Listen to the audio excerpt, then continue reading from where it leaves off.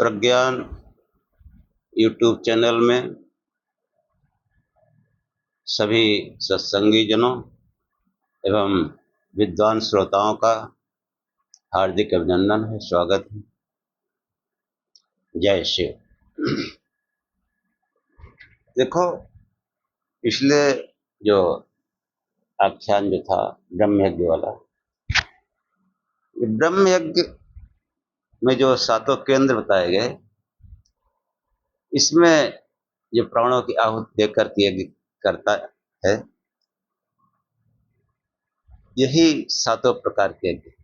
सप्त होता जो प्रार्थना में आता है, यही वास्तव में सातों प्रकार के यज्ञ, और बाकी तो सब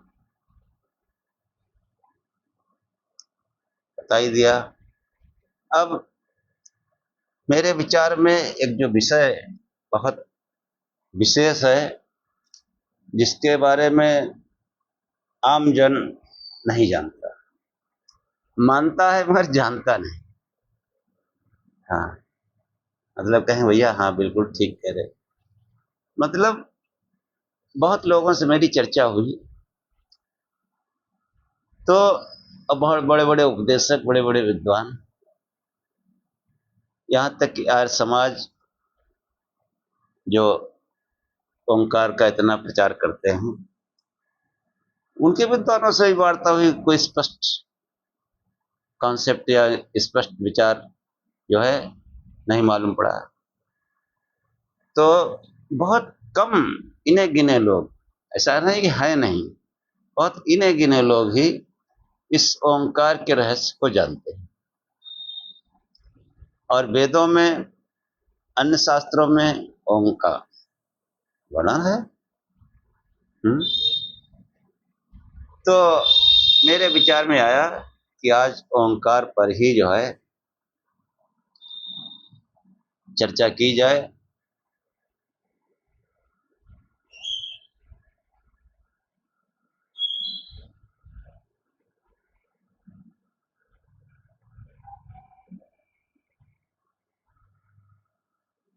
तो जैसा कि पूर्व में भी चर्चा हुई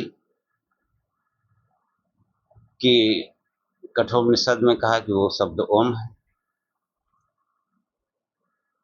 पतंजल इसी कहते हैं तस्य वाचकः प्रणवः, उस ईश्वर का बोधक शब्द प्रणव है। और सपूर्व साम गुरु, वही सबका गुरु है। तज्जप तदर्थ भावनम, उसका जाप करो, उसके अर्थ की भावना करो। अर्थ की भावना, कितना बड़ा संकेत। ये नहीं कि ओम सुन लिया ओम ओम करने लगे, नहीं, उसके अर्थ की भावना। महर्षि दयानंद कहते हैं ऋग्वेदादि भाष्य भूमिका में कि ओंकार के द्वारा परमात्मा का निश्चय करना चाहिए। ये भाषा।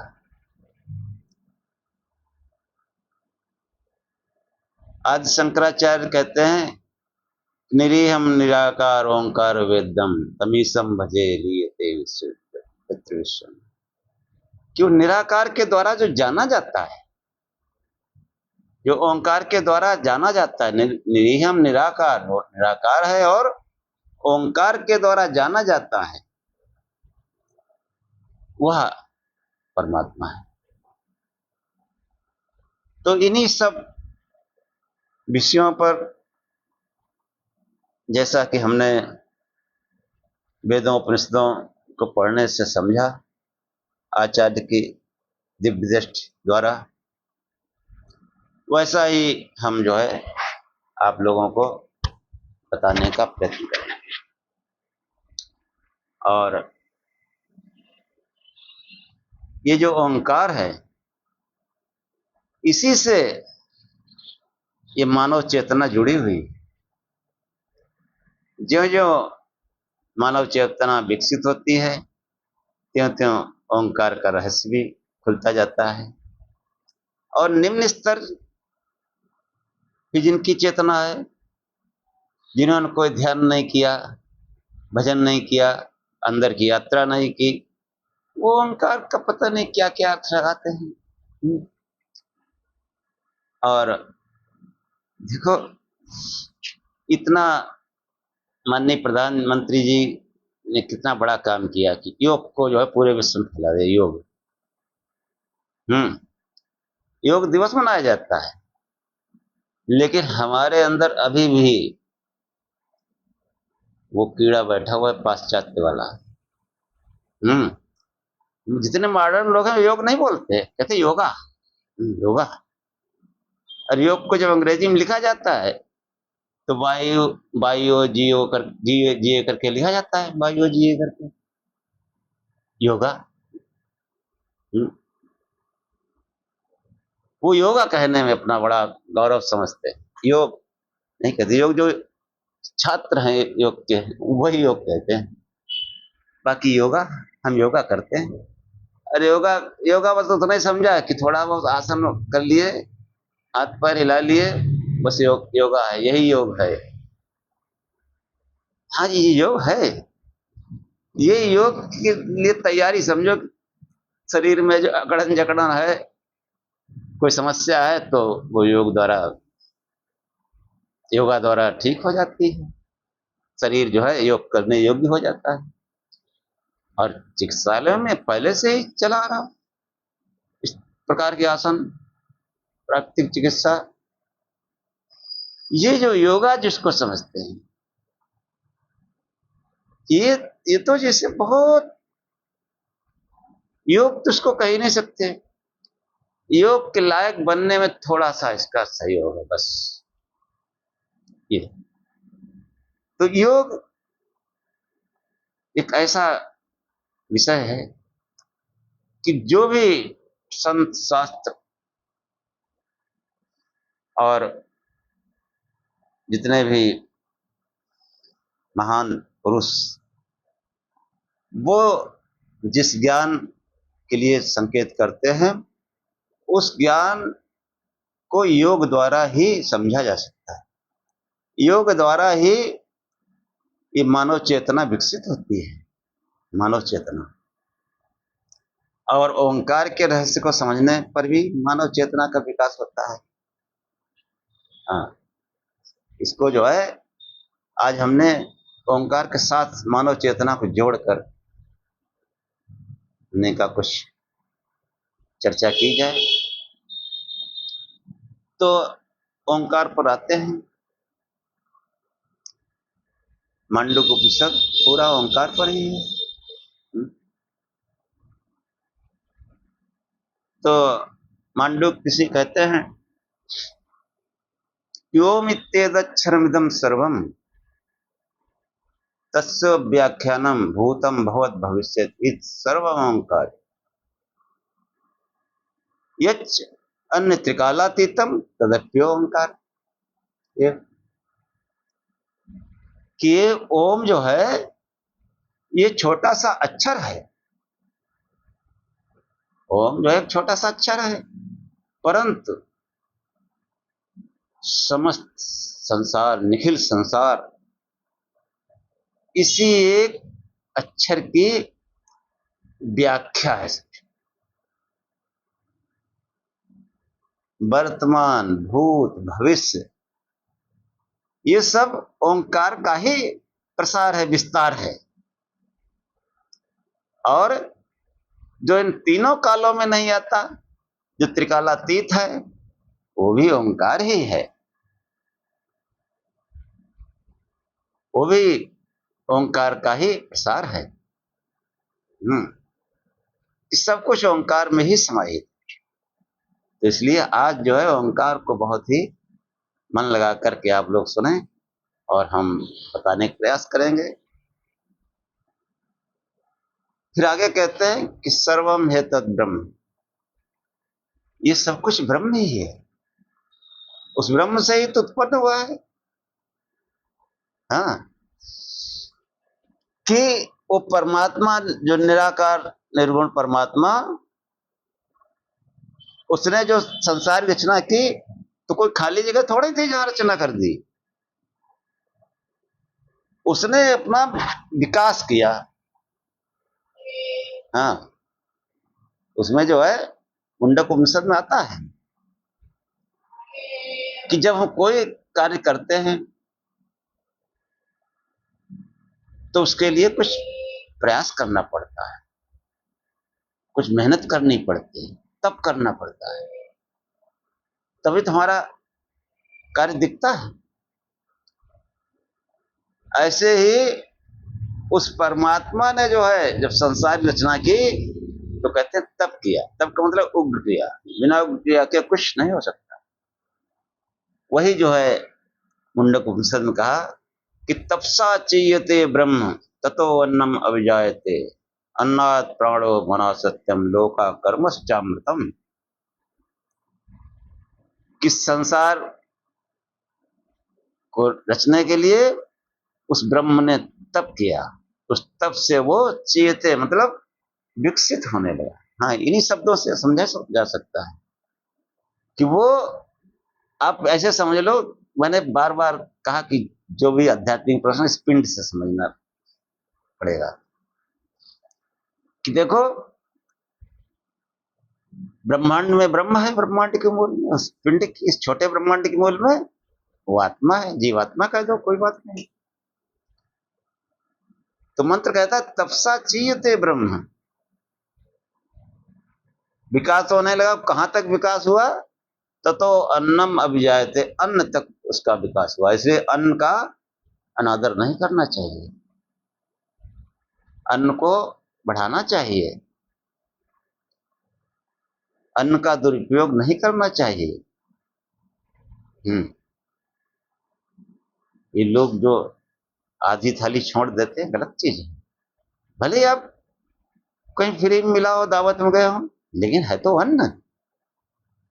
अन्न कहीं पैसे से मिलता है? कहीं एकांत जंगल में हो, लाखों गड्डी हो जेब में, भोजन मिल सकता है?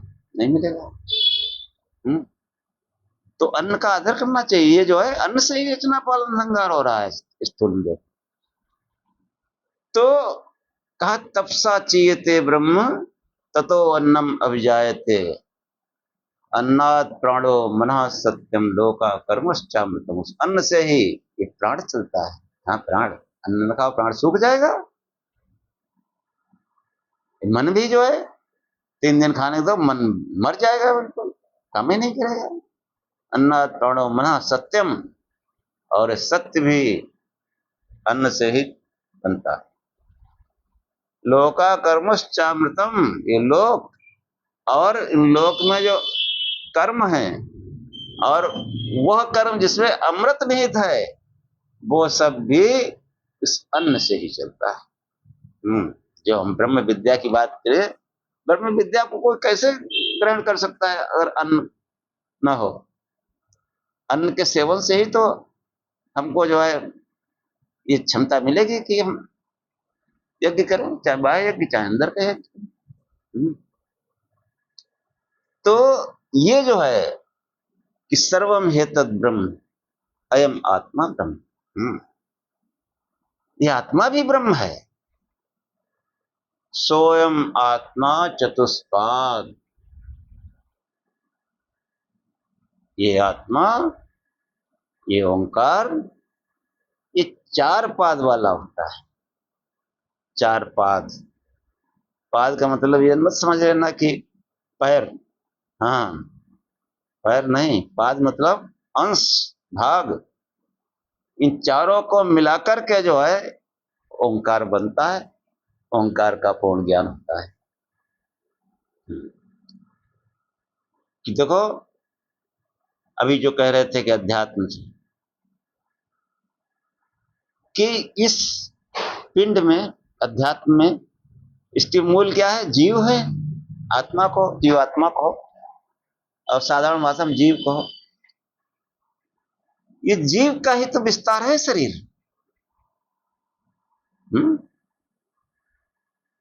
ये जीव का ही विस्तार है शरीर।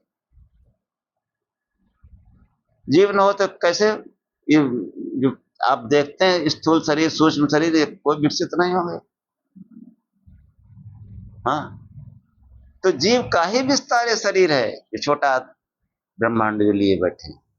ऐसे इस ब्रह्मांड में उस ब्रह्म का ही भी विस्तार ये जो है ब्रह्मांड है, इसलिए इसको ब्रह्मांड कहा जाता है, इसको पिंड कहा जाता है। ये छोटा ब्रह्मांड है। और अध्यात्म के सारे प्रश्न यहीं से हल होंगे, यहीं से उत्तर मिलेंगे, अध्यात्म से, शरीर से भी।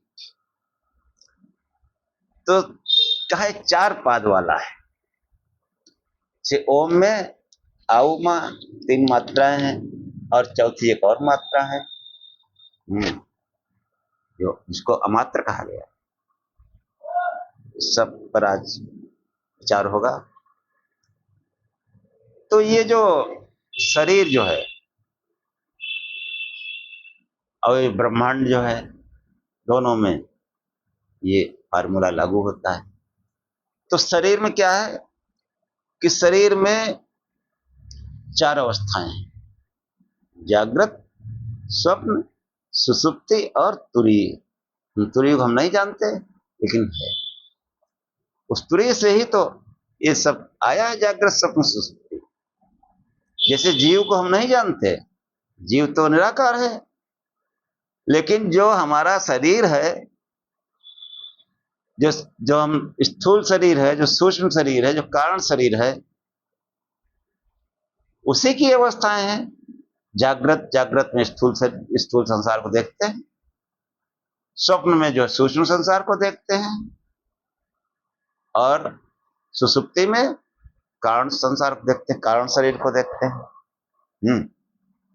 अगर ये जीव न हो तो ये कोई क्रिया नहीं होगी, नहीं जागृत में होगा, न स्वप्न ही देख पाएगा, न सुसुप्ति में पहुंचेगा, फिर तो ये बिल्कुल मिट्टी समझो।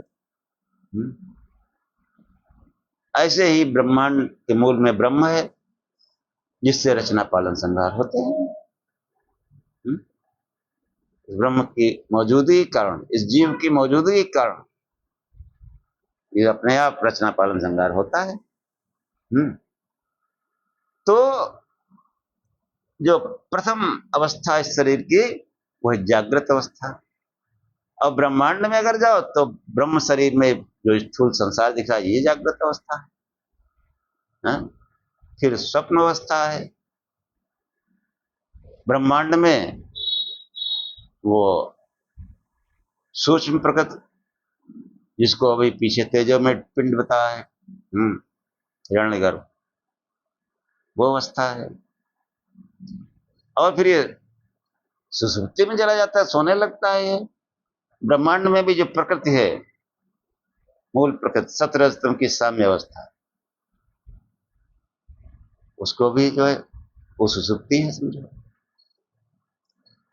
तो अब क्या है कि ये अवस्थाएं हैं शरीर की, और ब्रह्मांड में, मतलब ब्रह्मांड में अवस्थाएं, संसार में कहो,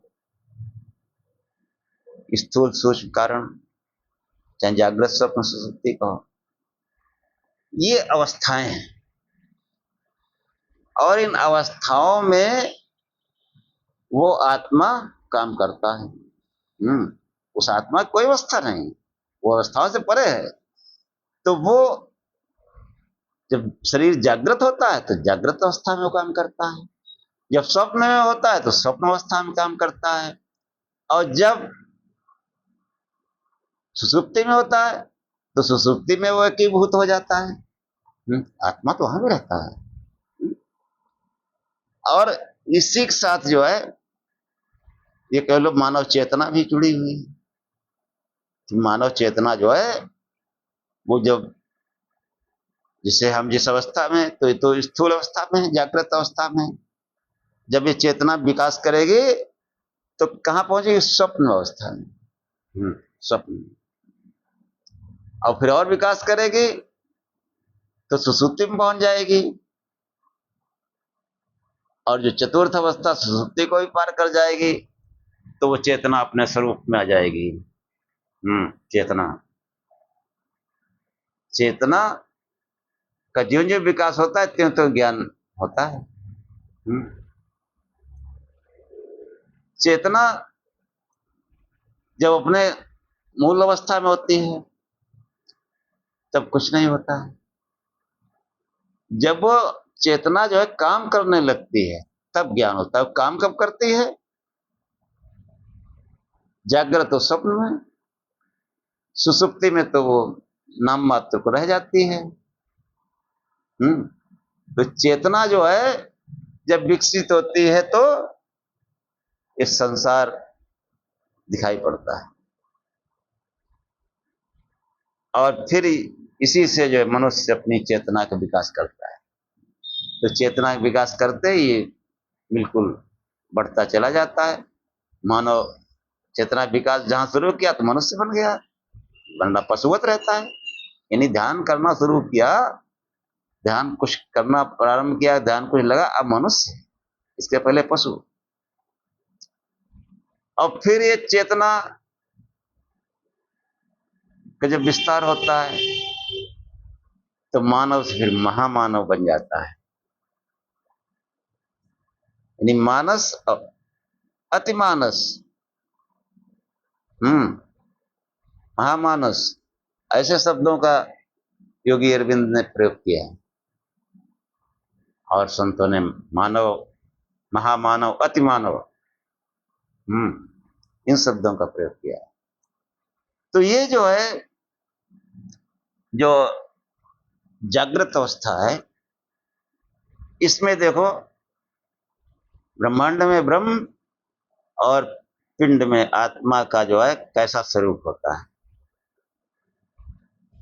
और जिस अवस्था में शरीर है उसी अवस्था में वो आत्मा काम करता है, ब्रह्मांड में ब्रह्म उसी अवस्था में काम करता है। ये जो है, ये समझो शरीर की जागृत अवस्था है और उस आत्मा का जो है जागृत स्थान है।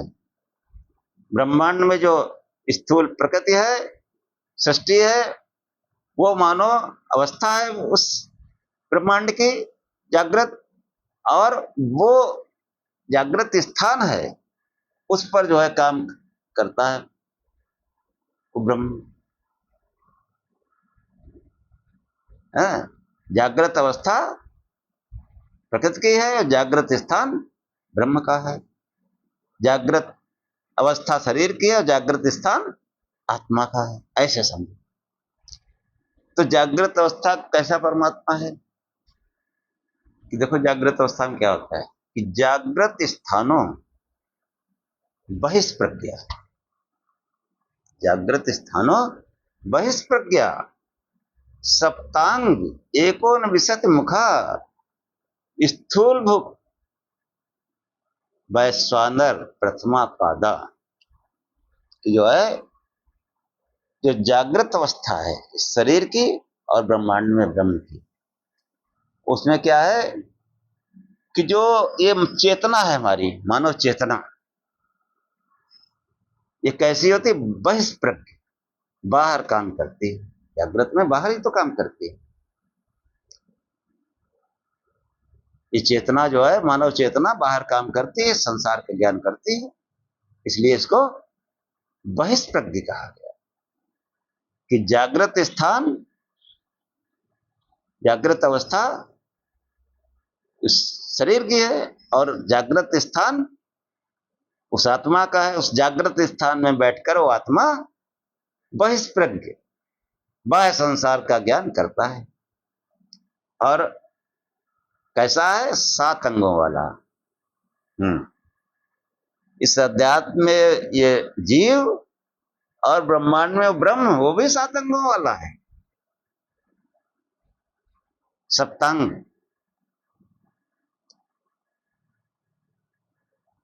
और कैसा है? स्थूल विषयों का भोक्ता है।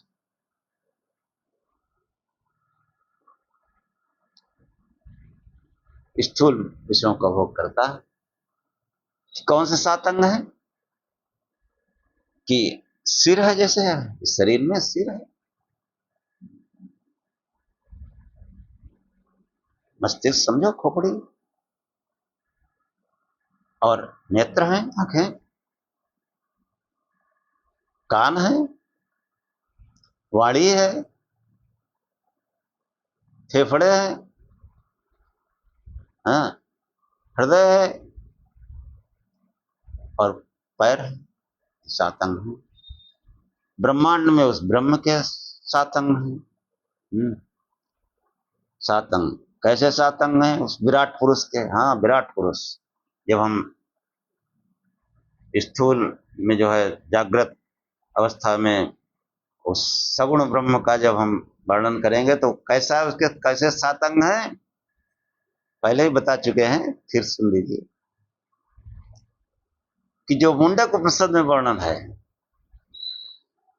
मांडूक्य उपनिषद के पहले मुंडक उपनिषद है, उसमें क्या बताया गया कि अग्निमूर्धा चक्षुषी चंद्र सूर्यो दिशा स्रोते वाग्विवृत्ताश्च वेदा वायु प्राणो हृदय विश्वमस्य पद्भ्याम पृथ्वी है सर्वभूतांतरात्मा। अग्निमूर्धा, उसका मस्तिष्क मानो अग्नि, ये अग्नि ही उसका मस्तिष्क है। चक्षुषी चंद्र सूर्य, चंद्रमा सूर्य ही उसके नेत्र हैं। अग्नि, चंद्र, सूर्य, ये 3 नेत्र हैं उसके। चंद्र से सृजन और सूर्य से पालन और अग्नि से संहार। उस एक ही विराट पुरुष से रचना पालन संहार होता है। दिशा स्रोते, ये कान मानो उसकी दिशाएं हैं। दिशाएं उसके कान हैं, ऐसे कहो, ऐसा विराट स्वरूप का वर्णन है। अग्निमूर्धा चक्षुषी चंद्र सूर्यो दिशा स्रोते वाक् विवृत्ताश्च वेदा। ये जो है, जो वाणी है उसकी, वही वेद है, ज्ञान है। उसकी वाणी ही ज्ञान है और उसकी वाणी हमारे बीच में वेदों के रूप में है। ये वो ईश्वरी वाणी है। इसमें कोई हस्तक्षेप नहीं कर सकते हैं। हम आप करेंगे तो पकड़े जाएंगे, मारे जाएंगे, मार होगी पक्का। हाँ, कैसे मार होगी ये कोई नहीं जानता। इसलिए वेदों को जैसे हैं वैसे ही पढ़ने की कोशिश करो, समझने की कोशिश करो। यही बहुत बड़ा तप है, बहुत बड़ा ज्ञान है। वेद से अन्यथा आप कुछ नहीं कर सकते, करेंगे तो पकड़े जाएंगे। तो वेदों को बिल्कुल निर्मल भाव से, सहज भाव से, अपने निरभिमान भाव से सभी दंभों को, ज्ञान को, सब प्रकार के जो है बड़प्पन को हटा दीजिए। वरना दरबार में कोई पेश होने की गुंजाइश नहीं। देखो कबीर पंथ में जो है ज्यादा कोई आगे फिर नहीं हुआ, लेकिन फिर भी कुछ लोग अच्छे हुए। एक सहजो आई थी, सहजो आई, उनका भी नाम रहा, उपदेश करती थी, काफी ज्ञानी थी वो। तो कहती थी कि बड़ो न जाने पाए साहिब के दरबार, द्वारे से ही लगेगी सहजो मोटी मार। किसी प्रकार का बड़प्पन अगर आपके अंदर है, आप ईश्वर क्षेत्र नहीं जा सकते। प्राचीन मंदिरों को देखो, मंदिर बहुत बड़े, दरवाजा छोटा सा, सिर झुका के घुसो ना उसमें। अब तो मान लो नए मंदिर को बड़े बड़े दरवाजे, चाहे अकड़े जाओ चाहे उछलते जाओ। प्राचीन मंदिरों में छोटे दरवाजे लगाए जाते थे, सिर झुका के घुसो। तो ये जो उसकी वाणी है वेद, इसको जो है बिना किसी बड़प्पन के पढ़ो, बालकवत, बच्चे की तरह समर्पण भाव से पढ़ो। इसके अलावा हम कुछ ला ही नहीं सकते। जो भी लाएंगे वेद के अंदर मौजूद है पहले से, उसको समझ लेना ही हमारी बुद्धिमत्ता है। बुद्धि की पराकाष्ठा है, अगर उसको समझ लिया तो बुद्धि की पराकाष्ठा भी कम है। तो जागृत स्थानो बहिष्प्रज्ञा सप्तांग, कि जो है अग्नि ही मस्तिष्क है। अग्नि मस्तिष्क मतलब अग्नि प्रज्वलित कर लो, सब कुछ दिखाई पड़ेगा। बाह्य में, बाह्य में, बाह्य संसार में। और ईश्वरीय ज्ञान उस आत्मा के लिए भी जो है वो फिर पीछे बता चुके, ब्रह्म यज्ञ करो तो वो अग्नि प्रकट करो, आंख मूंद करो। दोनों अवस्थाएं एक जैसी कि अग्निमूर्धा चक्षुषी चंद्र सूर्यो दिशा स्रोते, दिशाएं इसके कान हैं। किसी दिशा में, जैसे पूर्व दिशा में आप कहीं से दूर चले जाएं, 5,000 किलोमीटर चले जाएं, 10,000 किलोमीटर चले जाएं, इस पृथ्वी से भी और आगे चले जाएं, और वहां आप उस परमात्मा को पुकारें, क्या सुनता नहीं? सुनता है। ये कैसे कहते हैं सुनता नहीं? जब सुनता है तो इसका मतलब स्थूल रूप में कान मौजूद है उसके, उस विराट पुरुष के कान वहां मौजूद है, इसलिए दिशाएं ही कान और वाणी ही वेद है। और ये जो वायु प्राणो, जो वायु है यही मानो उसका प्राण है, उसके फेफड़े हैं, उसके फेफड़े जो है चलते हैं तो संसार में वायु बहता है। हाँ, पहले ही बता चुके हैं, क्योंकि लंबी सांस ले ले तो तूफान आ जाएगा, तमाम पेड़ पौधे खड़े चले जाएंगे। और हमारे अंदर भी वही अंग है। हमारे अंदर छोटा ब्रह्मांड है, 6 फुट वाला, 5.5 फुट वाला, 7 फुट वाला, जितना मतलब अमूमन 6 फुट मानो एक बढ़िया आदमी, हम जैसे लोगों कम है 5.5, लेकिन सब कुछ वही है। फेफड़े अग्निमूर्धा चक्षुषी चंद्र सूर्य दिशा स्रोते वाग विवृत्ता से वेदा वायु प्राणो हृदय विश्व, ये हृदय ही मानो इसका विश्व है। इस विश्व को बहुत उसने हृदय की तरह सुरक्षित कर रखा है, इतना इस विश्व से उसको प्रेम है। हम चाहे जितना अट का पार करें, गलत रास्तों में चले, वो परमात्मा अंत में समय तक समझाता है हमको। अंतर की आवाज सुनता नहीं है तमोगुण के वशीभूत होकर। हाँ, जब सुन ले तब मनुष्य बन जाएगा, जब सुन ले तब मनुष्य बन जाएगा, नहीं तो पशुवत रहता है संसार में। इसीलिए शंकराचार्य जगह जगह जंतु नाम नर जन्म दुर्लभ। हाँ, जीवों का प्रथम तो नर जन्म ही मुश्किल है, जब अंतर की आवाज सुनता है तब नर मनुष्य बनता है। तो ये जो अवस्था है कि जागृत स्थानो बहिष्प्रज्ञा, बाहर चेतना वाला होता है, 7 अंगों वाला होता है, स्थूल विषयों का भोगता है कि गए और खींच लिए कुछ 4-5 रोटियां खा लिए, नाना प्रकार से स्थूल विषयों में भोग करता है। और भोग का साधन मुख है, भोग का साधन मुख है। तो उस आत्मा के कितने मुख हैं? ब्रह्मांड में ब्रह्म और पिंड में ये मनुष्य जीव। इसी से तो सब समझ में आएगा। इसीलिए बार बार कहते हैं कि जो भी आध्यात्मिक प्रश्न इस पिंड से हल होंगे। तो कहा सप्तांग एकोन विशत मुखा, एकोन विशत 19 मुख हैं, 19। उन 19 मुखों से ये भोग करता है। कौन से 19 मुख हैं? 5 ज्ञानेंद्रियां, 5 कर्मेंद्रियां। केवल मुख से थोड़े खाते हैं। नाक से सूंघा तो ये भोग नहीं प्राप्त किया, कान से अच्छा बुरा सुना, भोग नहीं प्राप्त किया, कुछ अच्छा कुछ बुरा है। आंखें भी देखती हैं, ये भी भोग प्राप्त करती है। त्वचा छूकर भोग प्राप्त करती है। और ये 10 इंद्रियां हो गई, और 5 प्राण, 5 प्राण मुख्य प्राण, कि जो 33 कोटि देवता जो बताए थे कि नहीं बताए थे, चलो आज बता देते हैं। तो 5 प्राण कौन से मुख्य प्राण?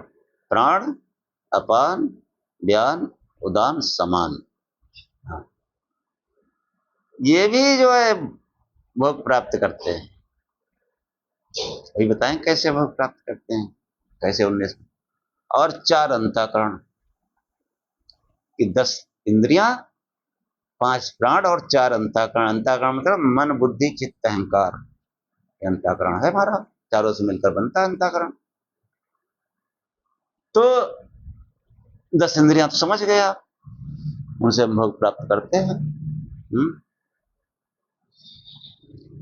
फिर प्राण मतलब सांस ले रहे हैं, यही प्राण है, मुख्य प्राण यही है।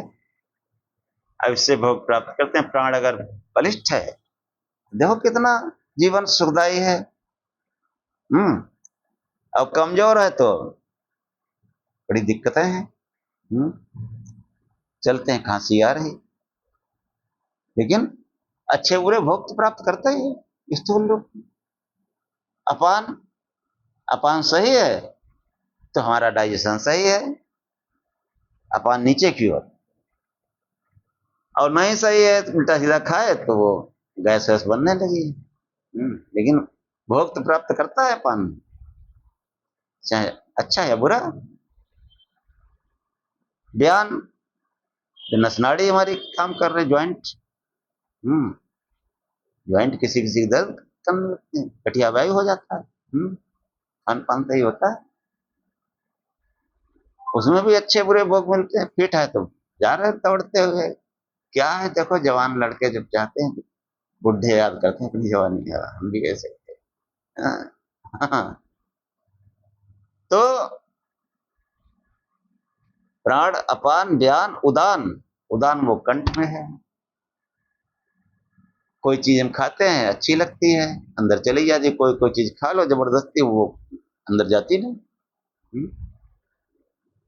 उदान भी भोग प्राप्त। अमृत के समय में जीव की गति का निर्धारण करता है, अधोलोक को गया कि निम्न लोकों को गया। हाँ, मुक्ति का ये नहीं है स्वामी। बाकी ब्रह्मांड में कहीं जीव जाए वो इसी उदान के माध्यम से आएगा। और समान नाभि में कि जो है कोई चीज हमने खाई मुंह से, अब वो समान रुद्र है, समान प्राण है, वो सब जगह वितरित कर देता है तो भोग प्राप्त होता है। गड़बड़ हो तो मालूम पड़ा कोई जगह सूख गई, वहां वो वितरण नहीं हो पा रहा, जो पोषक तत्व है जा ही नहीं रहे। तो प्राण, अपान, व्यान, उदान, समान, ये भी 5 प्राण है जिनसे भोग प्राप्त होता है। 4 अंतःकरण, मन, बुद्धि, चित्त, अहंकार, इनसे वो भोग प्राप्त का, मन से भी भोग प्राप्त हो जाता है। तो कहने मतलब 19 मुखों से ये जो है भोक्ता बना हुआ है। इस पिंड में आत्मा और ब्रह्मांड में ब्रह्म। तो कैसा जागृत स्थान का कि जागृत स्थानो बहिष्प्रज्ञा सप्तांग एकोनिषद मुखा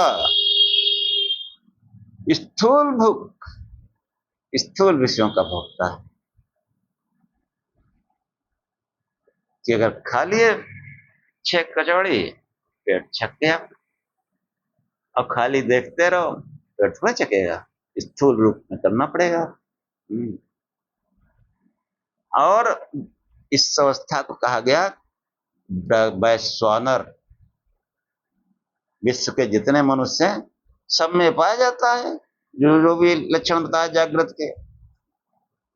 और वो जो ब्रह्म है, इन समस्त नर नारियों के शरीर मिलकर उसका एक ब्रह्म शरीर बनता है। इसलिए वो जागृत स्थान का ब्रह्म भी वैश्वानर कहलाता है। वैश्वानर। अब देखो वो विराट पुरुष का वर्णन आया 7 अंगों वाला। हाँ, वही वो विराट पुरुष ही इस विश्व को करने वाला विश्वकर्मा है। जैसे विश्वकर्मा की पूजा होती है वो नहीं विश्वकर्मा है, ये विराट पुरुष। हैं, जो गुण स्वरूप रूपक, गुण स्वरूप रूपक जो वेदों में है, वो शंकर भगवान का स्वरूप है स्थूल रूप में। उसकी उपासना करनी चाहिए कि गुण स्वरूप रूपक है, वो गुण वाला नहीं है, सतरजतम वाला नहीं है, गुण स्वरूप रूपक समझने की। अब हमारे क्या करें, पुराणकारों ने ऐसा उसको दौड़ाया भगाया, क्या क्या कराया, तो वही रूप भरा है। लेकिन जो भगवान शंकर का रूप है, ये उस वैश्वानर ब्रह्म का स्वरूप है। ये बहुत गंभीर विषय है, बहुत सोचने और मनन चिंतन और आचार्य सानिध्य में ये मेरी समझ में आया। तो ये जो है ओंकार का एक पाद हुआ, एक जागृत अवस्था। और जागृत अवस्था में जब वो संसार मनुष्य देखता है कोई आंख खोलकर, बिल्कुल अपना अलर्ट होकर, तब उसको लगता है कि संसार की सुंदरता ऐसे थोड़े है, संसार में बहुत आनंद है, रस है। आदमी कितना भी बीमार हो मरना नहीं चाहता, कितना भी परेशान हो मरना नहीं चाहता। 100 वर्ष हो गया तब भी कुछ खिलाए पिलाए रहो, सोचता है ठीक हो जाए, क्योंकि संसार में आनंद है। परमात्मा जो है आनंद स्वरूप है, उसका बनाया संसार, इसमें आनंद है। हाँ, चाहे संसारी भोगों का आनंद ले, चाहे वो आत्मिक सुखों का आनंद ले, दोनों प्रकार के आनंद है संसार से ही। तो जहां उस परमेश्वर को याद किया, विराट स्वरूप को, तो आनंद ही आनंद है। हाँ,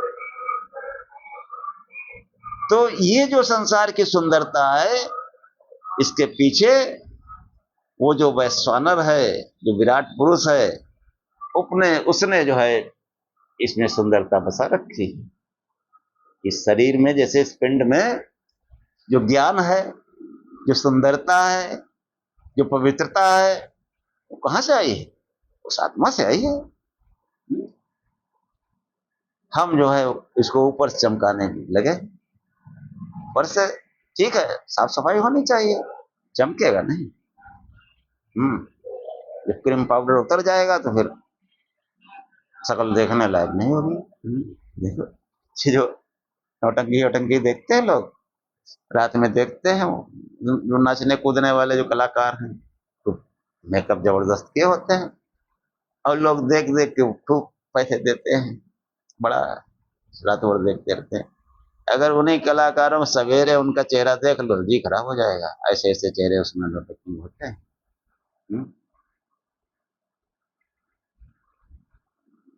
तो मेकअप करने से थोड़ा होगा। अब किसी भक्त का, किसी संत का चेहरा देख लो, कितना आकर्षण। तो इस संसार का जो आकर्षण है, इसके पीछे विराट पुरुष है, उसकी वजह से। इस पिंड में जो आकर्षण है, जो ज्ञान है, जो चेतनता है, उस आत्मा के कारण है। अब मनुष्य सब कुछ करता है, उस आत्मा की ओर नहीं देखता। आपको एक मंत्र सुनाया था पहले, आज फिर सुना देते हैं। ऋग्वेद का है छोटा सा गायत्री मंत्र। केतुम किण्वन्न केतवे पेशो मर्यापेशसे शमुषद्धीरजायथा। केतुम किण्वन अकेतवे पेशो मर्या अपेशसे शमुषद्धीरजाय। मर्या मर्या मतलब मरणशील, मुर्दा। ये शरीर तो मर है, मुर्दा है, लेकिन अब वैसा मुर्दा है जैसे 4 कंधों पे लेके जाते, परंतु ये अभी हमको वैसा नहीं दिखता है, क्योंकि इसमें आत्मा ने अपनी सुंदरता बसा रखी, अपना ज्ञान बसा रखा है, अपनी पवित्रता बसा रखी है। और जब ये सुषुप्त में होता है तो ये अपनी कुछ ज्ञान किरणों को, जो रेज हैं, वो उनको कुछ समेट लेता है। तो इसका फिर चलना फिरना, उठना बैठना, बोलना चालना, विचार करना सब बंद हो जाता है सुषुप्ति में। वो परमात्मा अपनी जागरण शक्तियों को मानो समेट लेता है, तो फिर बिल्कुल अज्ञान की अवस्था में आ जाता है। सुषुप्ति का जो आगे वर्णन आएगा वो, ये तो उसकी जागरण रश्मियों के समेटने का प्रभाव है कि इसमें न कोई ज्ञान रहता है, न कुछ, न चेतनता, पड़ा है मुर्दे की तरह। और जब बिल्कुल वो छोड़ ही देता है उसको, तब क्या होता है? तब ये अपने असली रूप में आता है। फिर इसमें कोई पवित्रता नहीं, कोई इसको छूना पसंद नहीं करता, छुएगा तो फिर नहाएगा। और कोई सुंदरता भी नहीं इसमें फिर लगती, कोई जो है चेतनता नहीं, हिलते डुलता नहीं। ये जो कुछ है उस परमात्मा का कारण है, इस पिंड में आत्मा का कारण है। फिर भी मनुष्य जो है पता नहीं क्या क्या करता है, उस आत्मा की ओर नहीं देखता।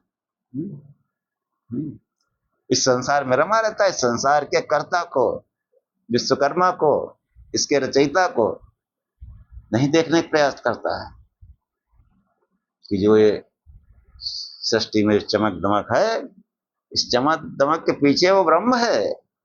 इस शरीर में जो चमक दमक है उसके पीछे वो आत्मा है, इसके मूल में। तो ये जो है जागृत अवस्था का वर्णन। जागृत अवस्था मतलब इसको देखकर इसके बनाने वाले, उत्पन्न करने वाले की स्तुति करनी चाहिए, उसकी उपासना करनी चाहिए, मेरा समझाने का तात्पर्य। अब जागृत में जो है ये आंखें खोले खोले फिर अपने विचारों में चला जाता है, आंखें मूंद लेता है, सोता नहीं लेकिन मूंद लेता है, या विचारों में चला गया, तब भी अब बाहर को देखिए ना, विचार है गहराई से अंदर। तब अवस्था आती है स्वप्न अवस्था। स्वप्न अवस्था, इस स्वप्न अवस्था में क्या होता है कि स्वप्न स्थान, स्वप्न अवस्था में शरीर का स्वप्न स्थान होता है। अब वो आत्मा जो है स्वप्न स्थान पर काम कर रहा है, मतलब स्वप्न अवस्था है शरीर की, और स्वप्न स्थान पर वो आत्मा काम कर रहा है। ऐसे ही जो स्वप्न संसार है, उसमें जो है वो ब्रह्म मानो स्वप्न शरीर आ बैठता है कि स्वप्न स्थानों अंतः प्रज्ञा, वो हमारी चेतना जो वही बाहर काम कर रही थी, वो चेतना कहाँ कहाँ बन रही, अंतर। चाहे विचार हो तो अंतर में, और चाहे स्वप्न सपना देख रहे हो तो हमारी चेतना जो है वो अंतर्मुखी हो जाती है, अंदर काम करने लगती। स्वप्न स्थानों अंतः प्रज्ञा।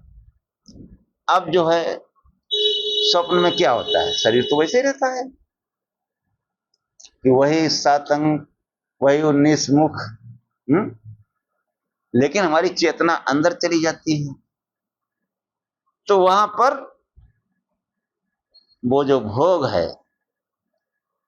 वो स्थूल नहीं रहता। हाँ, वो जो है कहा गया प्रवृत्त भोग, विचारों का भोग।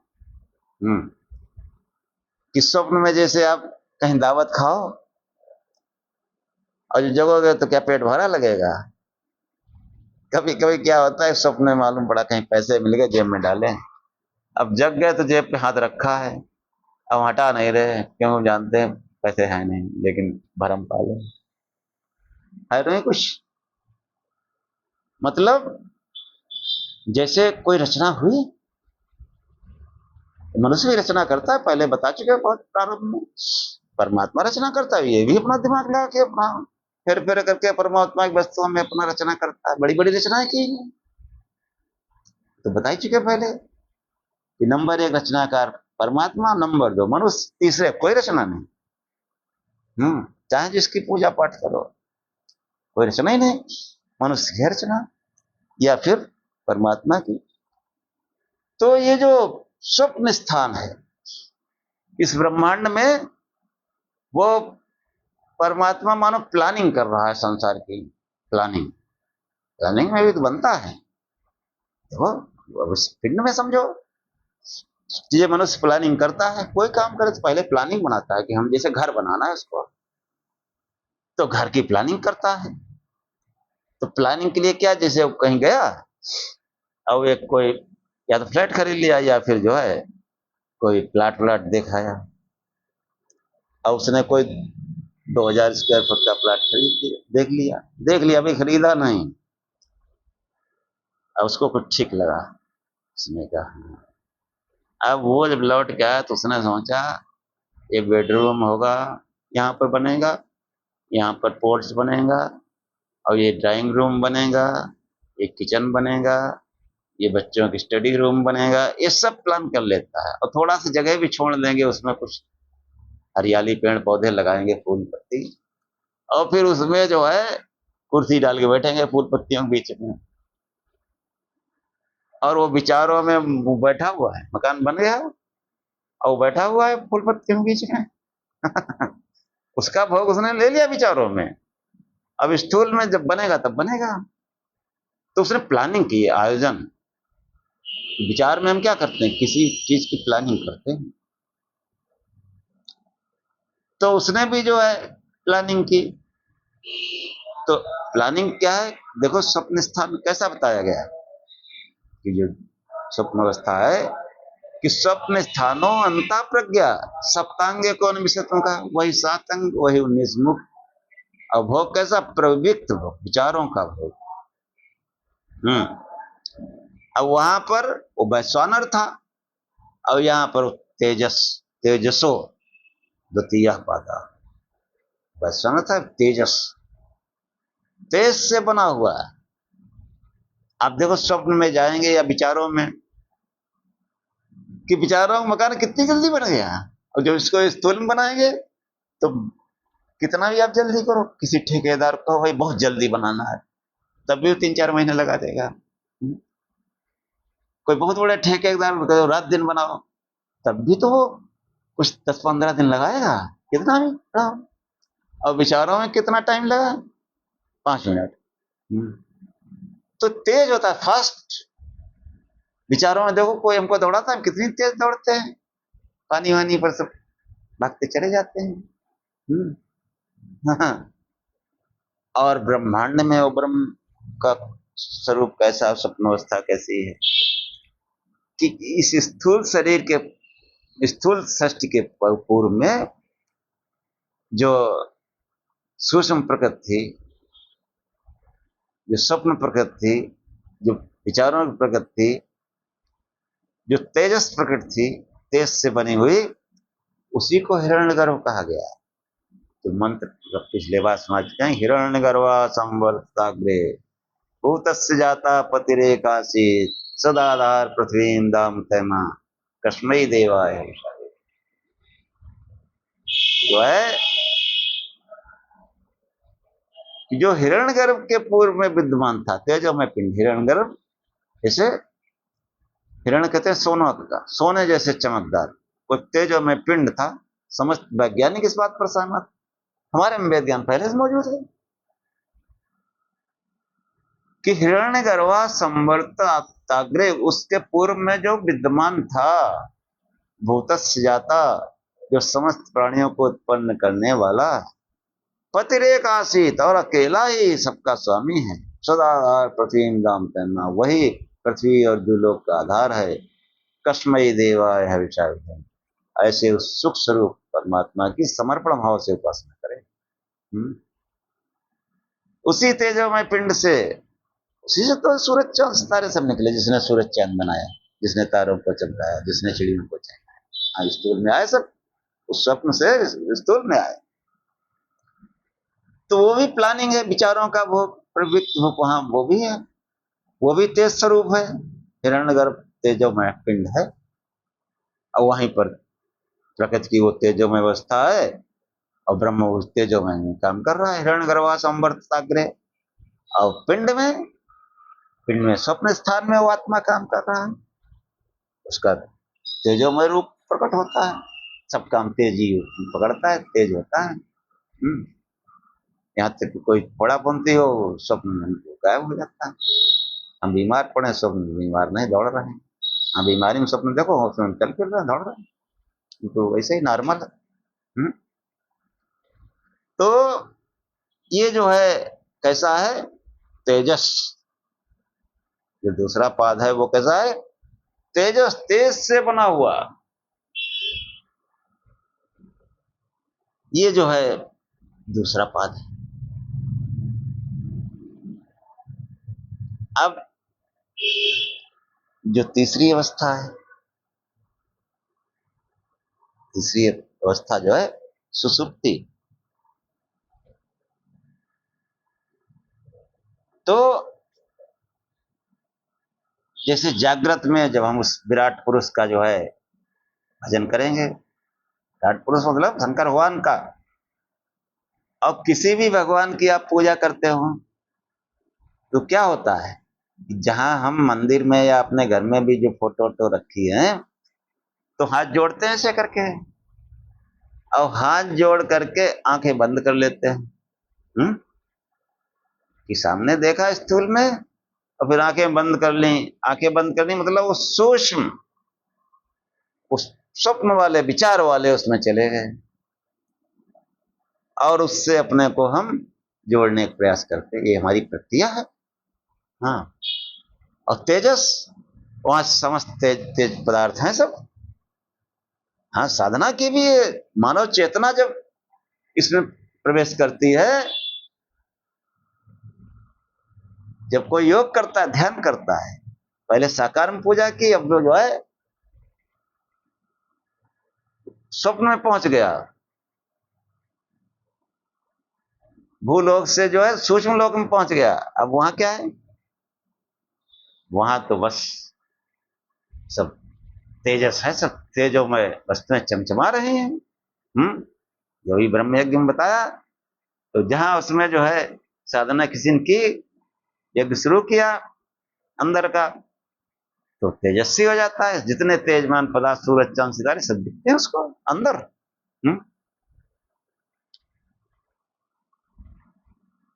ये है। अब वो साधना है, मानव चेतना जो है वो स्पष्ट हो जाती है, वो भी जो है प्रकाशित हो जाती है। मनुष्य की बुद्धि जो है वो तीक्ष्ण हो जाती है।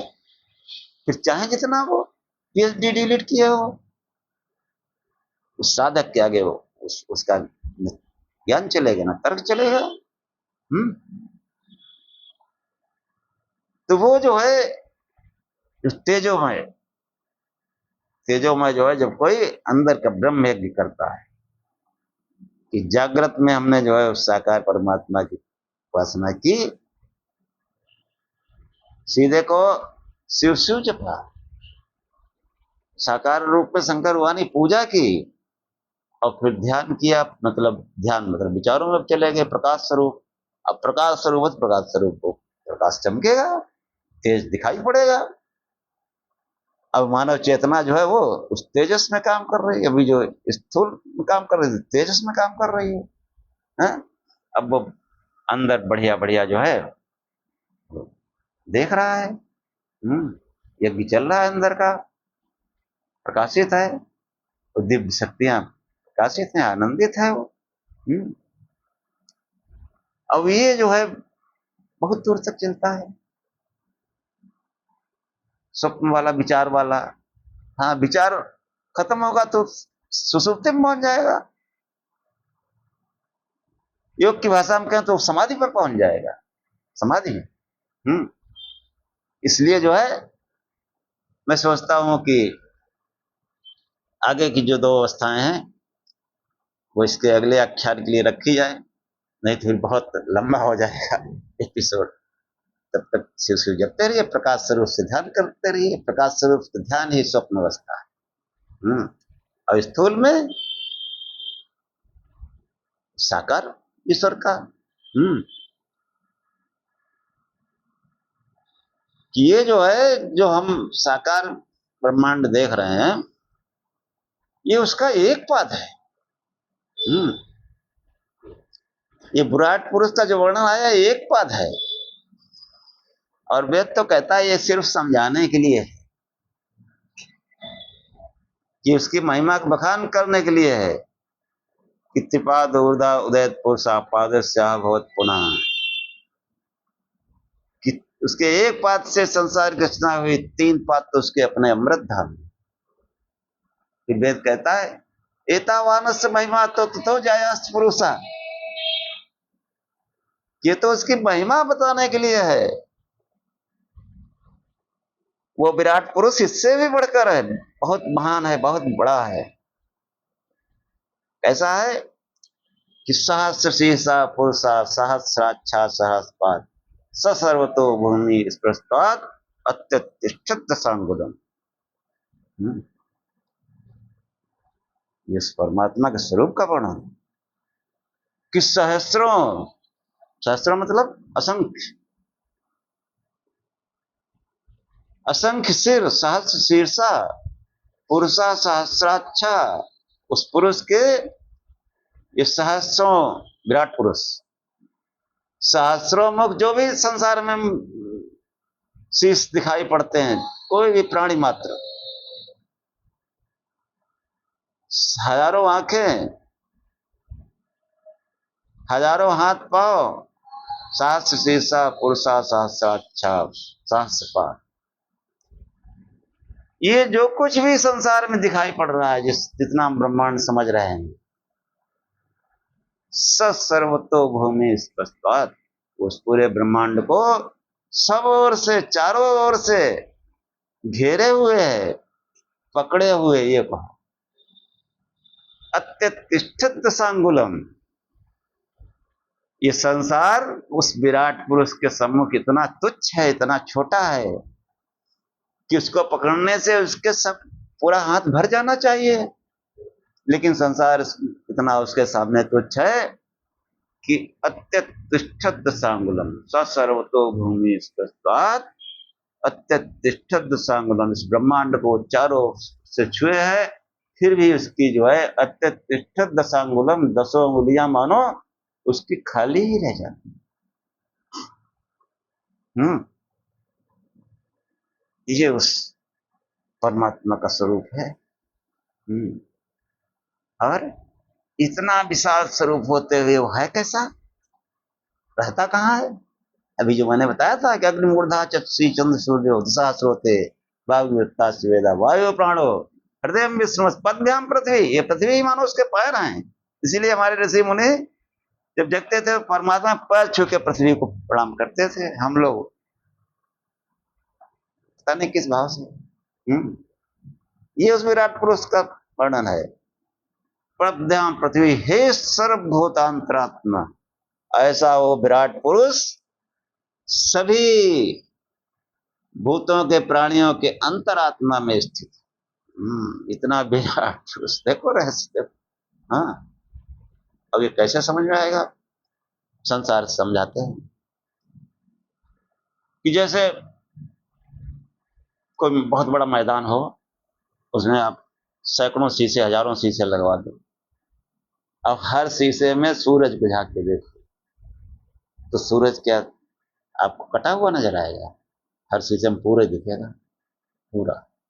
ऐसे ही वो प्रत्येक प्राणी के हृदय में जो है स्थित है, अंतरात्मा में। अंतरात्मा में जो है उस तेजोमय का ध्यान करें और स्थूल रूप से विराट पुरुष का जो है उसकी उपासना करें और शिव शिव जपें। अब आगे 1-2 पाठ हम सोचते हैं अगले अंक में बहुत बड़ा हो जाएगा आख्यान, तो यहीं समाप्त करते हैं, प्रार्थना कर लेते हैं और अगला अंक जरूर आप देखिएगा, तभी पूरा अंक स्पष्ट हो पाएगा। प्रार्थना कर लेते हैं। जब बंद दया होगी, बार बार देखेंगे, समझ में आएगा। अग्नेन शुपुथाराय स्नान विश्वानि देव वयुनानि विद्वान् योऽध्यस्मज्जोराड्मेन भूयिष्ठां ते नमः उक्तिं विधे। हे प्रकाश स्वरूप परमेश्वर, हाँ प्रकाश स्वरूप परमेश्वर,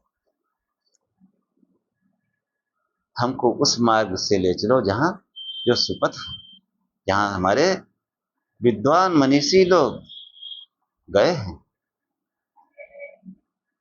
युद्ध स्मृत जुबराण में लो, हे प्रकाश स्वरूप परमेश्वर, हे अग्नि, हमारे अंदर जो बुराइयां हैं उनसे हमारा संघर्ष कराओ, उन पर विजय दिलाओ। भूष्ठाम तेन नमाभ्युं, हम आपको बार बार नमस्कार करते हैं। तच्चक्षुर्देवितं पुरस्तात् शुक्रं चरत् पश्येम श्रद्धा सतम जीवेम श्रद्धास्तम श्रृणयाम श्रद्धास्तम प्रब्रवाम श्रद्धास्तम अदीनाम श्याम श्रद्धास्तम भूयश्च श्रद्धास्तम।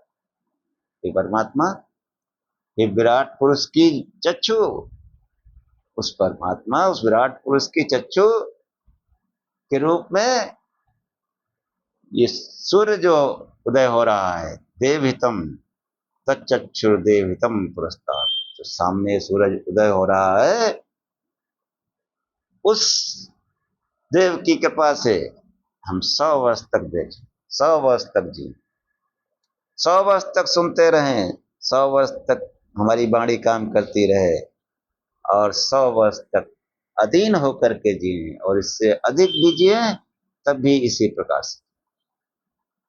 हाँ, फिर जो है सहनावत सहनौ भुनक्तु सह वीर्यं करवावहै तेजस्विनावधीतमस्तु मा विद्विषावहै। ओम शांति शांति शांति। ओम शांति बाद में आएगा, क्लियर होगा चतुर्थ पाद के बाद कि हे परमात्मा, हम श्रोता और वक्ता दोनों की साथ साथ रक्षा करें, दोनों की साथ साथ पालना करें, भोग्य पदार्थ साथ साथ प्राप्त करें, कोई भेदभाव न हो। सहवीर्यम करवावहै, हम साथ साथ पराक्रम करें। तेजस्विनावधीतमस्तु, हमारा पढ़ा पढ़ाया एक साथ तेजस्ता को प्राप्त करे। तो हमने पढ़ा पढ़ाया है उसको समाज में फैलाएं, प्रसार करें, उसका ज्ञान का प्रचार करें। सोशल मीडिया का जमाना है तो अपने इष्ट मित्रों को भेजें ये वीडियो, लाइक सब्सक्राइब करें, बेल आइकन दबाएं। हाँ, तेजस्विनावधीतमस्तु, ऐसे ज्ञान तेजस्विता को प्राप्त करेगा, फैलेगा। मां विद्विषावहै, हम आपस में द्वेष न करें। ओम शांति शांति शांति। हे परमात्मा, हमको तीनों प्रकार की दैहिक दैविक भौतिक शांति प्राप्त हो। जय श्री